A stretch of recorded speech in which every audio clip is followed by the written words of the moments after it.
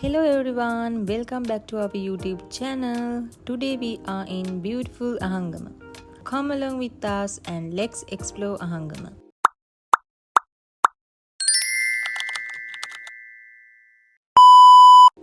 අපි ආංගමට ආවේ ට්‍රේන් එකේ. අපි ට්‍රේන් එකෙන් බැහැලා කෙලින්ම ගියා Isle of Gelato කියලා කැෆේ එකකට. මේක තියෙන්නේ ස්ටේෂන් එකට යන පාර ඉස්සරහමයි. මේක beach front කැෆේ එකක්.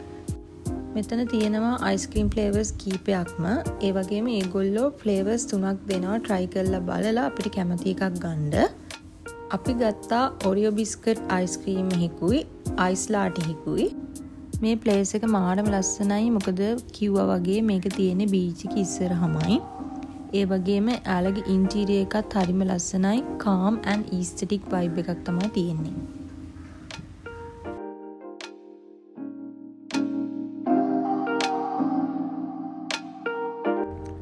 දැන් අපි ආවා අපේ හොටෙල් එකට. මේකේ නම තමයි සම්බා අහංගම. මේක තියෙන්නේ අහංගම ටවුන් එකේ ඉඳන් කිලෝමීටරයක් වගේ දුරකින්. මෙයාලගේ ගොඩක්ම ෆේමස් රෙස්ටුරන්ට් එක. අපිට චෙක් ඉන් ටයිම් එක තිබුණේ දවල් 1ට. ඒ වගේම චෙක් අවුට් ටයිම් එක තිබුණේ දවල් 12ට. මේ තියෙන්නේ අපේ රූම් එක. හරිම සිම්පල් and aesthetic. ඒ වගේම හරිම ක්ලීන්.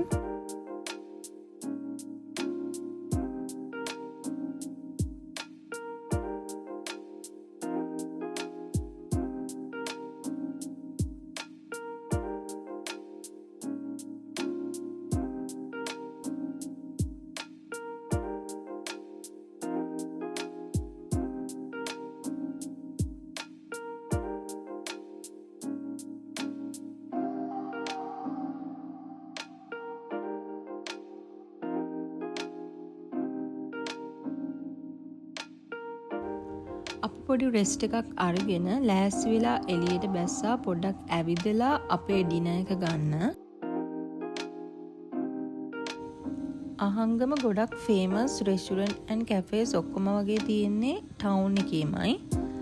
කැක්ටස්, කායි, මාෂ්මෙලෝස්, සිලොන් ස්ලයිඩර්ස් මේ ඔක්කොම තියෙන්නේ එකම ළඟ.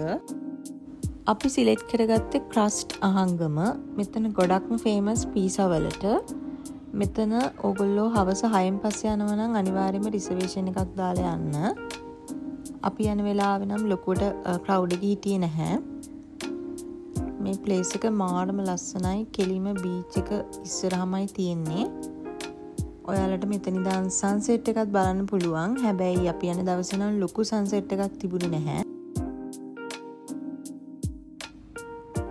අපි ඕඩර් කරා පීසා එකකුයි ෆ්‍රෙන්ච් ෆ්‍රයිස්ුයි.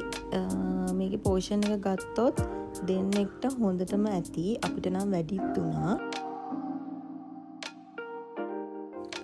මෙතන ලයිව් මියුසික්, කැරෝකේ, DJ පාටිස් වගේ තියෙනවා. අපි යන දවසේ නම් ලයිව් මියුසික් තමයි තිබුණේ. මේ ප්ලේස් එක ගොඩක් ෆේමස් ෆොරිනර්ස්ලා අතර තමයි. අපි යන වෙලාවෙත් ෆොරිනර්ස්ලාගෙන් පීලා තිබුණේ. අපි දෙන්නට හොඳටම කාලා වැඩි වෙලා හිටියේ. කාපු ටික බහින්නත් එක්ක පයින් යන්න ඩිසයිඩ් කරා. අපි යන ගමන් මෙන්න මේ ෂොප් එකට ගියා සීෂෙල් ඇන්ක්ලට් තියනවද කියලා බලන්න. ෆයිනලි අපිට අඩුවට එකක් හම්බුණා. මොකද අපි කලින් බලපු ඔක්කොම වගේ 5000 ගණන් තිබුණේ.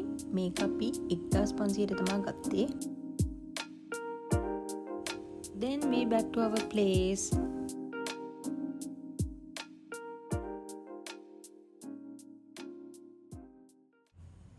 This is the next day morning. අපි උදේ 6:00ට විතර නැගිට්ටා සීක්‍රට් බීච් එකට යන්න. මොකද අපිට ස්ටාෆ් එකේ අය කිව්වා උදේම යනවා නම් හොඳයි. එතකොට ක්‍රවුඩ් එක අඩුයි කියලා. සම්බා එකේ ඉඳන් සීක්‍රට් බීච් එකට තියෙන්නේ මීටර් 200ක් වගේ. මේකත් එක හේතුවක් අපි සම්බා එක සිලෙක්ට් කරගන්න. අපි යන වෙලාවේ සීක්‍රට් බීච් එකේ කවුරුත්ම හිටියේ නැහැ. මේ ස්ලෝ සීසන් එකත් එක හේතුවක් වෙන්න ඇති. අනික අපි ගොඩක්ම උදේම ආවා.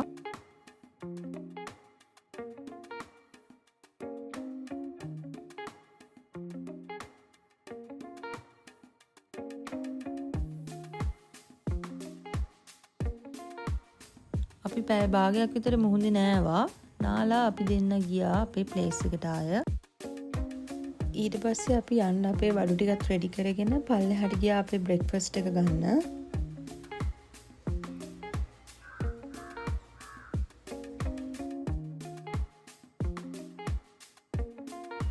සම්බා එකේ බ්‍රෙක්ෆාස්ට් මෙනු එකේ අපිට මීල් ඔප්ෂන් එකයි ඩ්‍රින්ක්ස් ඔප්ෂන් එකයි තියෙනවා.